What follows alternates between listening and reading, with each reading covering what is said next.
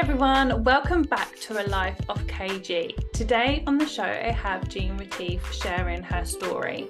She is the founder of GG Skincare, which is made for people with sensitive skin, which relates to her story, which she's going to share with you. It's an emotional one, so be prepared, but it's so lovely to see what she has done and why she's created what she's created. So without further ado, here she is.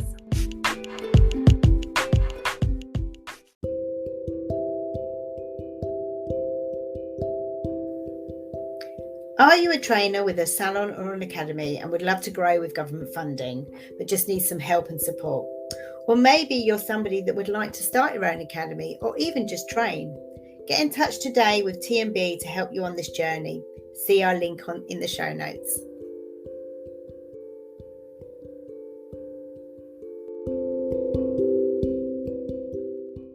Welcome to the Life of KG. Thank you so much for joining me. How are you?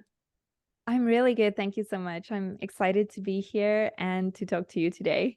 Definitely. So where in the world are you? I'm South African, but we live in Portugal. So right now I'm in Portugal. Oh, lovely. I'm not jealous at all. So do an intro for me, a little bit about you, what you do.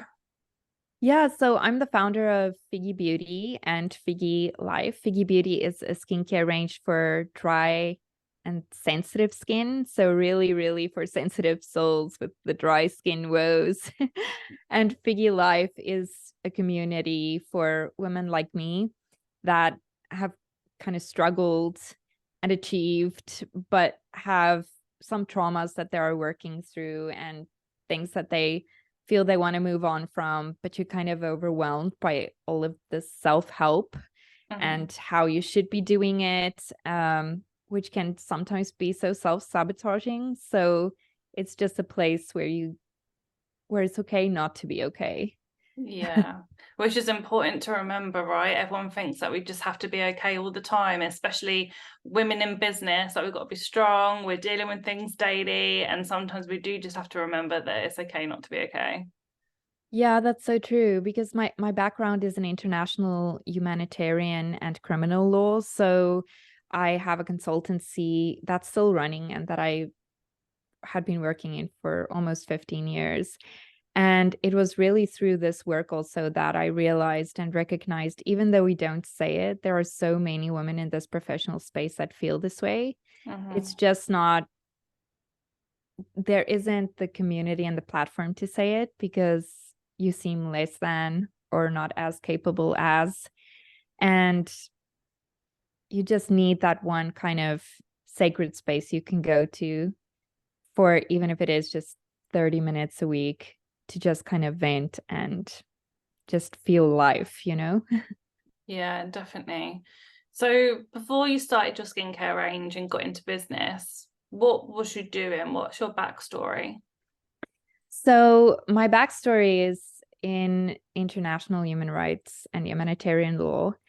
And I founded that consultancy during a time when many thought I was really crazy, because how can you build a business based on human rights? But I always knew I wanted to go into that. So for me, it was just the next natural step. But in 2015, I was diagnosed with panic disorder due to a lot of trauma in my childhood that I hadn't effectively dealt with. And I severely mismanaged my diagnosis, which made everything so much worse. And then in 2020, I now refer to it as the breaking. Everything just completely fell apart. My health was in a really bad space. My psychological and mental health was in a bad space. And I had to make really important decisions about how I was going to go forward. And that is how Figgi was born. Wow. That's incredible. So what got you to the point of, I guess, realizing that you needed some help, or there was something that wasn't quite right that you needed support on?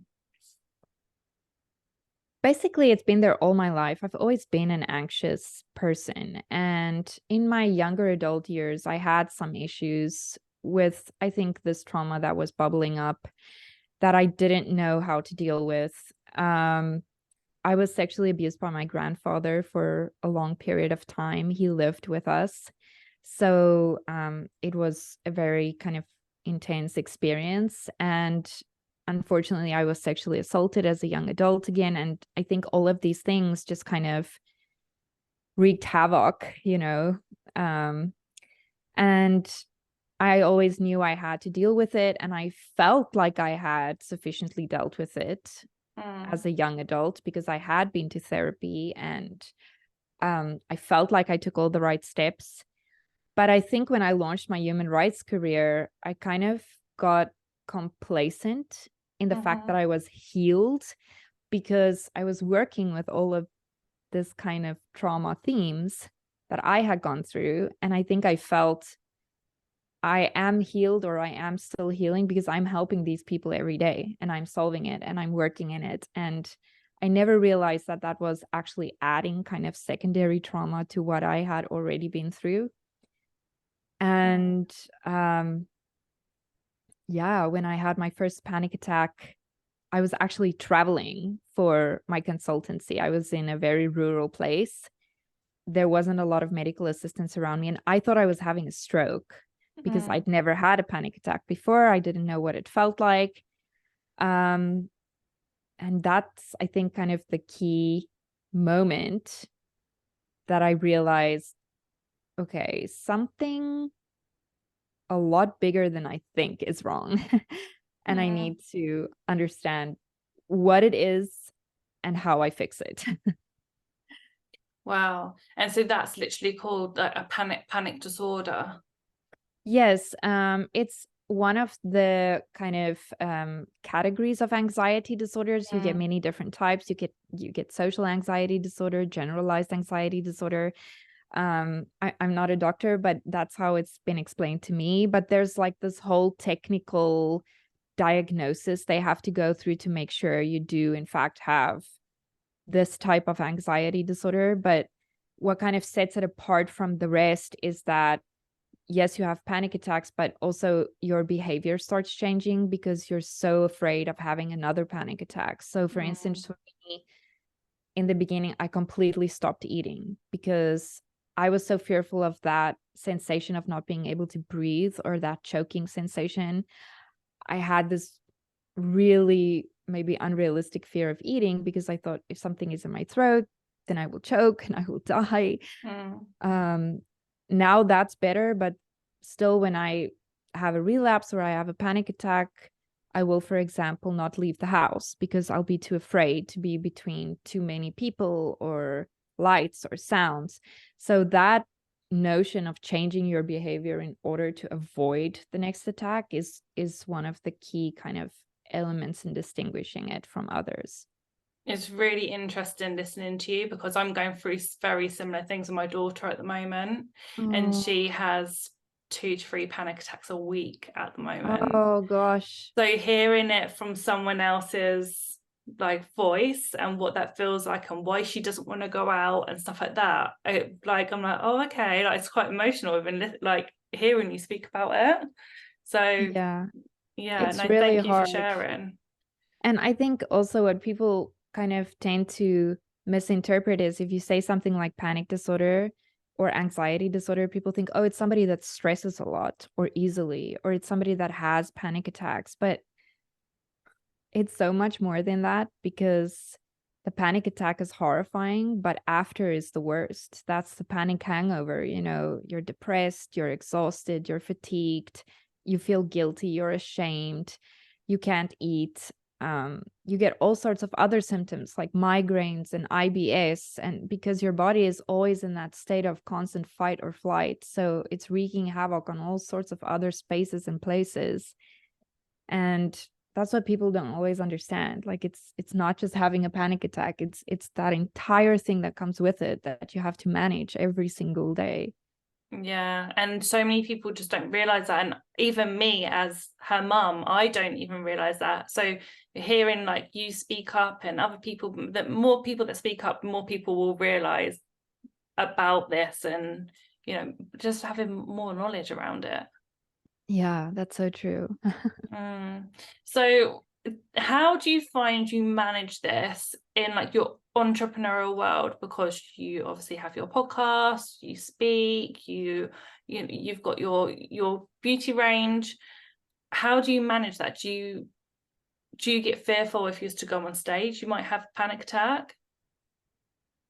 That's so strange because whenever I am speaking, I'm nervous, but it feels cathartic to me, which wasn't always the case. So when I was still in my old life with my consultancy, the way I dealt with my panic disorder is denial. The first thing I said to my husband was, listen, a lot of my work involves mentorship and guiding others. Literally anything can be wrong with me except an anxiety disorder. I cannot be trying to help other people and I am struggling to maintain or contain or manage my own stress, so nobody can know.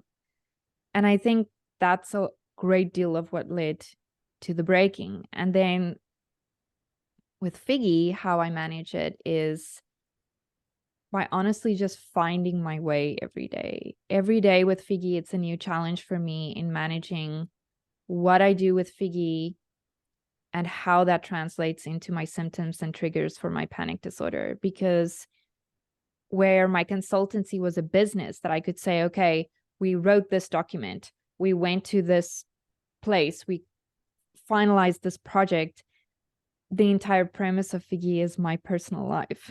So there's no break between what is business and what is personal. And I'm struggling with that a lot. So I just had a relapse 2 months ago, a really, really big one. Not that any relapse isn't big. And it was because I wasn't managing that correctly. So for me, it sounds boring, but it's all the lifestyle changes that you have to manage and incorporate every day. It's the support networks. It's being on your medication if you're open to that and you have a good doctor leading you in that, and staying on top of it. And that's what happened. I went into this kind of complacency zone of, oh, I am meditating. I did do a good bedtime routine. I did do my yoga today. I am eating all 5 meals I'm supposed to be eating today. So I'm fine. But it started feeling robotic, like check, check, check, check. And, that first time that you meditate and you don't really feel completely in it, you're like, oh, it's fine. Tomorrow will be better. And that first time you skip a meal and it's one of your biggest triggers, you're like, oh, okay, today was okay. I'll be better with it tomorrow. And then you skip 2 meals and then so it kind of compounds. And that's exactly what happened. I took my finger off the pulse. Oh, and you back hit the ground running again? No, not at all. No. I think I would have done that in my old life, but maybe it's because I'm aging. And like my body just can't do it anymore. But I don't have that kind of bounce back I always used to have. I really need time to come back into it. So once that happens, like it did now, I am so blessed to have such an amazing support system in my husband. We have code words that we use to understand where I'm at. We check in with each other. And for now, we know I'm taking it a little bit slower. So that may be I don't work on Fridays, or I leave work a little earlier and I do a longer period of grounding exercises, or I spend more time in the gardening, whatever that may be. I just try to not take it at the same pace and just slowly put myself back to where I need to be while I'm trying to do it in a healthy way. Which is really hard as a businesswoman, right? Like, because we just don't stop. That's so true. And I think that's what we sometimes forget to give ourselves credit for, especially when you're dealing with something like a mental illness, because you don't have an off moment. You have to be aware every single second. You have to be aware of the signals your body is sending you. What is your intuition telling you? How are you feeling? Where are you carrying your stress? You have to be so aware. And it's so easy. Say, for example, you broke your leg and you would come into the house in the evening. Somebody would say, oh, I can see like you're walking even stranger than yesterday. So you must have a lot of pain. Let me help you. Let me help you cook dinner. Or mentally, you can't see it. Everything happens within that person and it's all inside of you. So it's so easy to miss it and to ignore it. Yeah, definitely. So your skincare range. Yes. What made you led to go into the skincare? When I started Figgi, I came to the realization that a big part of what was stalling my healing was the fact that I didn't want to recognize my diagnosis and that I didn't want to deal with it or accept it. So I wanted Figgi to be a place for me as well, where I could just be honest. Like, it doesn't make me bad at what I do. It doesn't make me less than anybody else. It just makes me different. So I wanted to be able to, from the get-go, say, this is me. This is who I am. This is who I am wired. I'm always going to be wired this way. So what can I do that would be a creative challenge to me that I like, but that can also put me in the space of recognizing that this is my life and my diagnosis. And one of the biggest symptoms from my panic disorder is really sensitive skin. So I've always loved skincare. I have this wonderful ingredient from South Africa, and I decided this is what I can do. I can do something that directly relates to a symptom of panic disorder, which feeds into my story and my truth and my reality right now. And that's something small, because I think sometimes when we think we need to make a change, we start, for example, with a 30-minute meditation. Like, your body cannot, your mind cannot comprehend that in the beginning stages. You have to go small, and spending time massaging or washing your face and applying a cream, I mean, that's 3 minutes of your day. It's such a small thing you can do. And from all those small things, you can build on something a little bigger, something a little more. So it just felt like the natural step for me to take. So when did you launch the skincare range? The skincare launched at the end of January this year. Wow, that's so cool. And how's it going? How's that journey gone? It's going well, but it's also challenging because I come from a service-based industry. So I never really had to deal with the costs of product, with research and development, with shipping, with logistics, with international tax treaties. Like, that was just not something that I ever needed to concern myself with. And luckily, my legal background gave me a very good foundation to start a lot of these things. But marketing completely destroyed me. Like, it's really not within my wheelhouse. I don't know how to do it. It's not something that comes naturally to me. And I made a lot of mistakes with that. I'm on a really good path now, but that has been an incredible challenge. Just also because of the fact that these days, especially in the beauty industry with the product-based thing, you're so ingrained in social media. So it's not just about understanding all these weird algorithms. It's also about trying to be comfortable coming from a space where you're a really guarded private person to being so out there, you know, and being so available. So that has been a real challenge for me. What mistakes do you think you made when it comes to the marketing? I chose for sure the wrong people, and I paid them way too much money. And I think I lost kind of touch with my own intuition and my own expertise and my own kind of experience in the business industry. Excuse me. And I didn't ask enough questions. Even when I felt this is wrong, I don't think this should be this way. I wasn't tough enough, or not tough enough, but I wasn't assertive enough to say, like, I don't agree with you. I don't know why I don't agree with you. And I don't have like all the formulas you do, but something here doesn't feel right. You need to explain it to me again or more. And as hard as that lesson was, it helped me and it led me to the right people. And it helped me to understand the right questions to ask and when to ask them, and to listen to my inner voice. I mean, I have almost 20 years business experience. I know these things, but we're so fast, especially when you do something new, to think, oh, I'm not qualified for this. I don't know enough about this. I don't have enough experience in this. I don't have enough skills.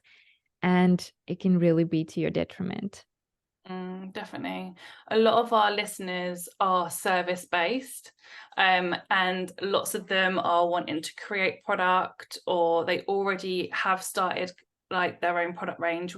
I'm service-based, I've got a salon, and I've also got a product range. We've got a lash range that we sell to other salons and we retail. It is really a completely different business, isn't it, being service and business. What tips would you give to someone that is wanting to start a product range? Whatever you think it's going to cost, add 30%. And if you don't have that to begin with, then try and find a different way to do it. Because, you know, for me, it was a lot like building a house. They also always say, like, if you think it's going to cost this much, add so much. And you're going to make mistakes. And unfortunately, with product-based businesses, mistakes can be really expensive.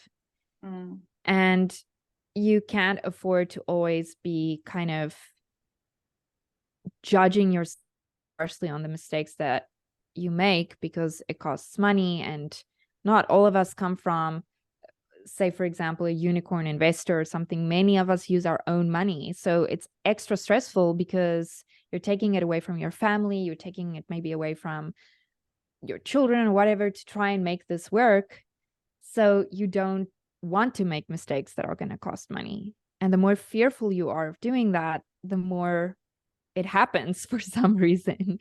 So before you start, figure out how much you think you're going to need to start. Add 30% to that amount.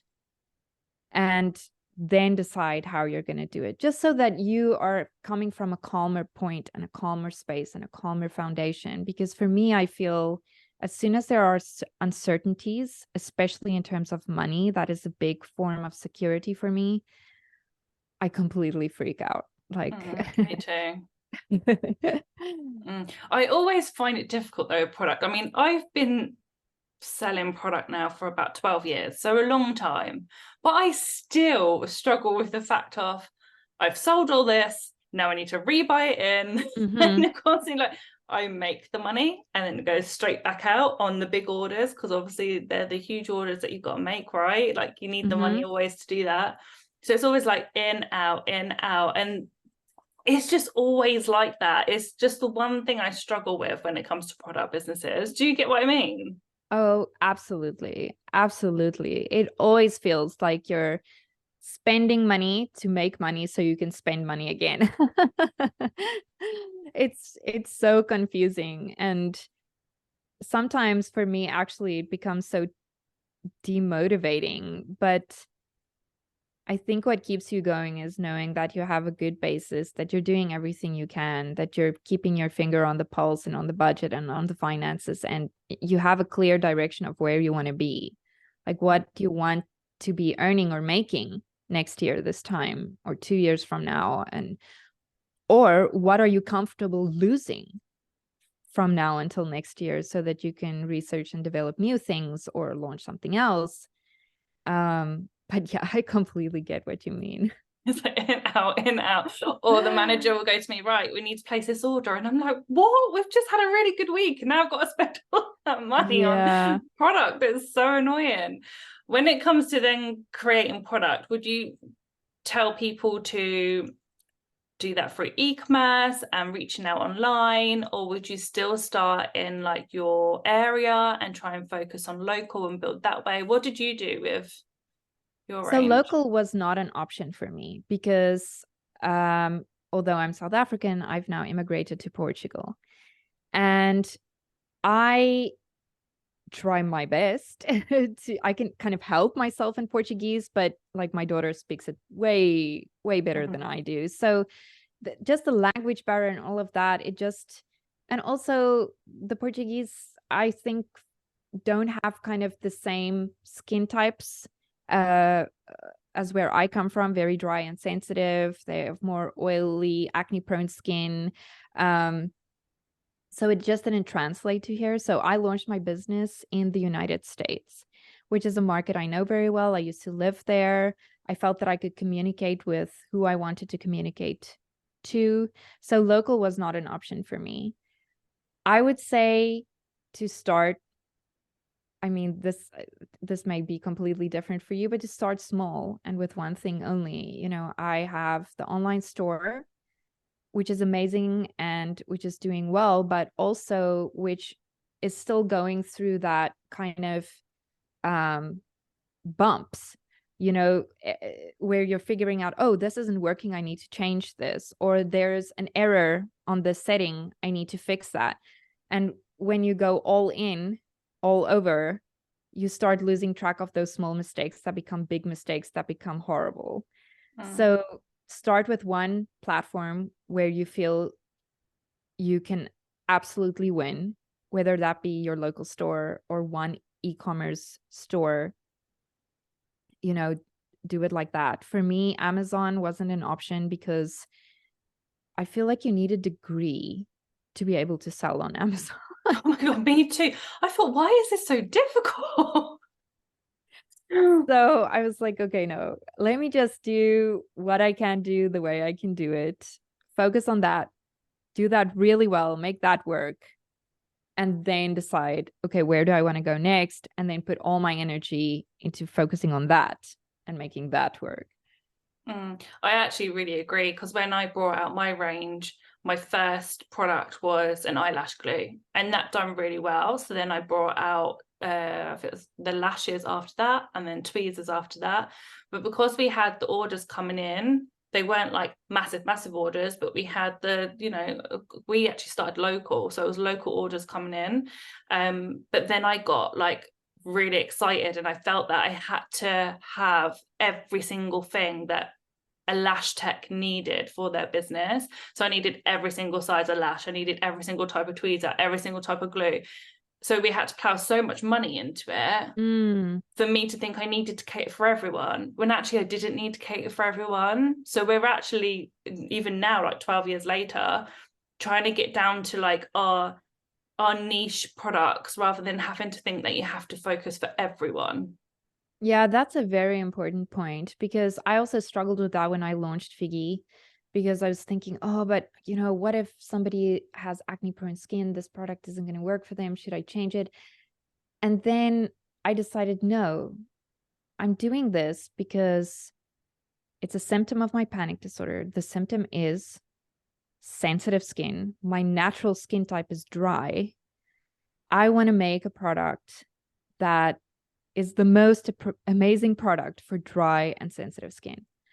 And I still get kind of queries on social media and through the website. Will this also work for oily skin type? Will this also work for acne? And I always say, listen, thank you so much for your interest, but this product's beauty and magic is in the fact that it's perfect and made for dry and sensitive skin. There are people with other skin types that have tried it and love it. And if you love it, more power to you. But I'm not going to market it to you as saying, yes, it's going to be beautiful for your skin type as well, because it was made for this purpose. And I think we're scared to do that sometimes because we feel we have to be everything to everyone and kind of a jack of all trades. But then it starts, like, your expertise and your skills start to lose its magic. I fully agree. Like, I wish someone gave me that advice like back then. Like, you don't have to cater for everyone. Like you said, a jack of all trades, prime example. Like, you do end up being that, and then just losing your way if you're not specializing in them products that you actually were meant to bring out in the beginning only. Yeah, and you're losing money because manufacturing all of those SKUs and having them on hand and meeting the minimum order quantities, I mean, that's just overwhelming. Yeah, it is crazy. What would you say has been your biggest high in business so far? In business as a whole? Yeah. Oh my goodness, my biggest high. Oh. Um, I would say actually my biggest high is the first time I saw an order come in on my online store. That feeling of vindication and validation of, oh my goodness, somebody loves it as much as I do. Somebody loves it enough that they are willing to pay for it, to enjoy this experience. And just that whole journey of seeing how the money comes into your account. And like, even if it's the smallest amount of money, thinking all of this money and time that I've spent developing this. And here I am. I have my first sale. I'm exactly the same. So I have a noise that pings up on my phone every time an order comes in, and it's a ching ching noise. And it went off last night when me and my partner were in the living room, and he was like, "Oh, ching ching," and I still like get so excited every single time an order comes in. Like, I never take that for granted whatsoever.